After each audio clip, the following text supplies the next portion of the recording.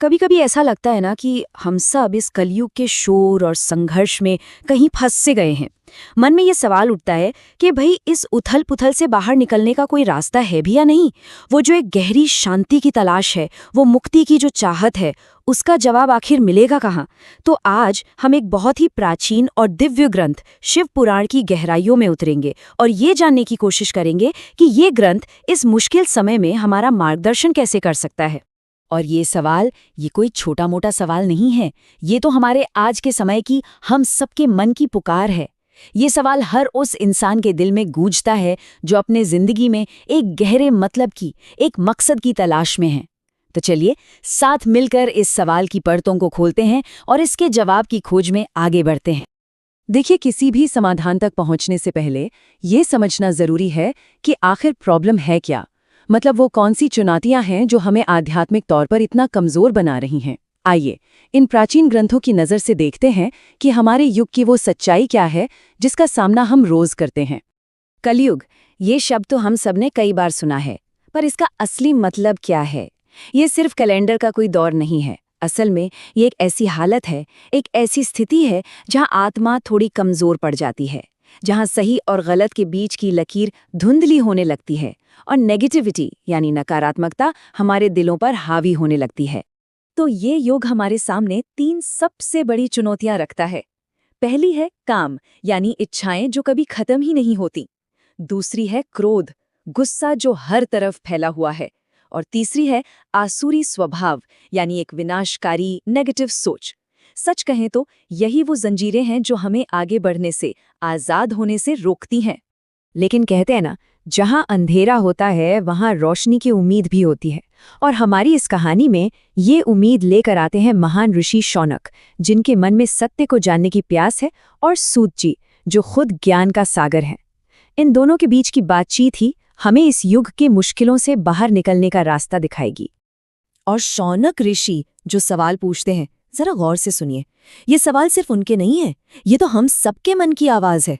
हम खुद को अंदर से साफ कैसे करें, अपनी कभी ना खत्म होने वाली इच्छाओं और इस गुस्से की आग को कैसे ठंडा करें, और सबसे जरूरी सवाल, उस परम शक्ति तक, भगवान शिव तक पहुंचने का रास्ता क्या है। और देखिए, जब कोई सच्चे दिल से इतनी गहराई से सवाल करता है ना, तो कायनात उसका जवाब जरूर देती है। सूत जी के जरिए अब एक ऐसा रहस्य सामने आने वाला था जिसमें इस युग की सारी परेशानियों को हल करने की ताकत थी। सूत जी मुस्कुराए और बोले, हे शौनक, तुम धन्य हो, क्योंकि तुम्हारे दिल में सच जानने की ये जो प्यास है, ये बहुत कीमती है। और फिर उन्होंने एक ऐसी राज से पर्दा उठाया, एक ऐसे दिव्य ग्रंथ के बारे में बताया जो अमृत से भी ज्यादा शक्तिशाली और कल्याण करने वाला है। और वो दिव्य अमृत है शिव पुराण। जी हाँ, एक ऐसा ग्रंथ जो ना सिर्फ हमारे दिलों में भक्ति की एक लौ जलाता है, बल्कि कहा जाता है कि ये स्वयं भगवान शिव को भी प्रसन्न करता है। अच्छा, तो शिव पुराण ही क्यों? इसमें ऐसा क्या खास है? इसकी शक्ति का, इसकी ताकत का स्रोत क्या है? चलिए इस पवित्र ग्रंथ की गहराइयों में थोड़ा और उतरते हैं और जानते हैं कि इसे कलयुग की चुनौतियों का सामना करने के लिए सबसे बड़ा हथियार क्यों माना गया है। इसकी सबसे बड़ी ताकत तो यही है कि ये ज्ञान सीधे भगवान शिव से आया है। सोचिए, उन्होंने खुद इसे प्रकट किया और फिर महान ऋषि वेद व्यास ने हम सबके भले के लिए इसे शब्दों में लिखा।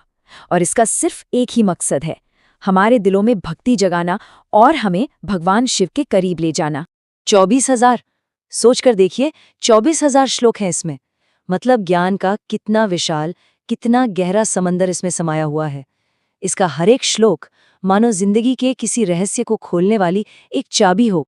और ये सारा ज्ञान यूं ही बिखरा हुआ नहीं है, इसे बहुत ही खूबसूरती से 7 हिस्सों में, जिन्हें संहिताएं कहते हैं, बांटा गया है। ये 7 खंड हमें स्टेप बाय स्टेप, कदम दर कदम सच्चाई और मुक्ति की तरफ लेकर जाते हैं। ठीक है, ज्ञान तो बहुत है, पर असली सवाल तो ये है कि इस ज्ञान को अपनी जिंदगी में उतारने से होता क्या है। शिव पुराण को पढ़ने या सिर्फ श्रद्धा से सुनने से आखिर मिलता क्या है। और यहीं पर इसका सबसे बड़ा और सबसे सुंदर वादा सामने आता है।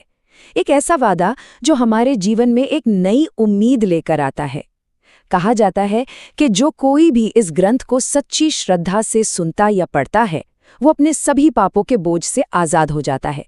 उसकी आत्मा एकदम निर्मल, एकदम पवित्र हो जाती है।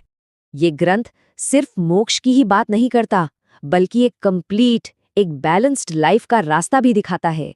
ये हमें सिखाता है कि सही तरीके से कैसे जिएं, यानी धर्म, जीवन में समृद्धि कैसे पाएं, यानी अर्थ, अपनी सात्विक इच्छाओं को कैसे पूरा करें, यानी काम, और आखिर में परम मुक्ति, यानी मोक्ष को कैसे पाएं। और फायदे यही खत्म नहीं होते।